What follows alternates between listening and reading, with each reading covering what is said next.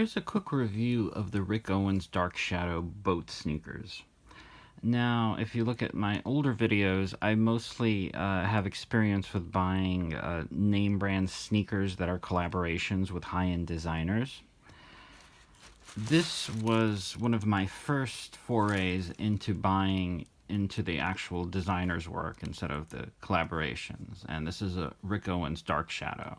Dark Shadow, in my understanding, is not quite the main line of the clothing brand, but it's made in the same factory, but supposedly the materials are more basic. So in this case, this is canvas, whereas I believe the main line it would be more leathers or fancy materials, elaborate leathers, things like that. But the base of the shoe is the same, it's made in the same factory. And obviously this is called the boat shoe. This is basically the slip-on version of the standard Ramon. These seem to run true to size. I got a half size up because it was super cheap, and I'm okay with that. Funny thing, I don't like Converses. I never did, but over the last 6-7 months, the aesthetic of this really has grown on me. Now, unlike a Converse, this white toe is leather. I think it's different in the vegan versions, but that's not what this is. And it has a very, very thick rubber sole. And I really, really like the so-called shark teeth grip. It still remains to be seen how they wear, but the sole is pretty thick, I'm hoping it should be pretty good.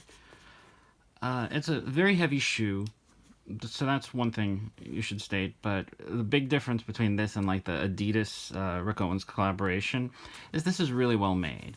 I mean, it's made in Italy, but that in of itself, I mean, it's well made. It's made to a much higher quality, to a much higher standard than Adidas sneakers, and that's something to keep in mind. It is again heavy, so it is something I guess you would call a clunky shoe. Now, if you're not too familiar, this is like the least extreme version. This, and there's a low top with laces. From then on, you have the high tops. Then you have, I think, like the calf high levels, and I think he even has some bizarro thigh high level. And the higher they go, the more difficult it is to wear. And I guess as the saying goes, if you're going to do especially high top Rick Owens sneakers like Geo Baskets or something, you might sometimes have to go full Rick because it really takes a lot to coordinate the outfit. But the beauty about the boat shoes and the low tops is that doesn't really matter. All you really need are some jeans, nothing too crazy, and you can coordinate it with most everyday outfits. And so far, that's been the case. I've worn it once, and it's been reasonably comfortable. The insole is leather and has a little bit of cushioning. It has this amusing novelty here. I thought, wow, is this a special design for the shoe? Apparently, this is a sticker. This is like a foamy kind of styrofoam sticker that gives a little bit of cushioning.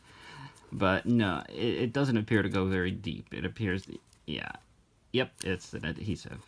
But despite all of that, it's reasonably comfortable. It's certainly much more comfortable in my limited experience than a regular Converse. But I can't believe I did it. I mean, the Adidas collaboration started as sort of like a gateway drug for me, and as I complained in my spring blade version, that the spring blade came loose, and I had to re-glue it and everything. But it's sort of not really what you would want for the money, and I can't believe the time has come. It was on sale at Ukes, where I made the commitment, and I'm really happy. And I like this one so much, I'm hunting for a low cut. I think it would be the Ramon with shoelaces as well. Because again, those are pretty easy to wear. You could probably even pull them off with shorts without too much difficulties. It's the high tops that are much more complicated to coordinate because you really need the pants to go inside, and it has to be a specific type of pants, etc. But I have to say, I'm really happy. And if you buy these marked down, some of them, for the most part, they hold their value fairly well.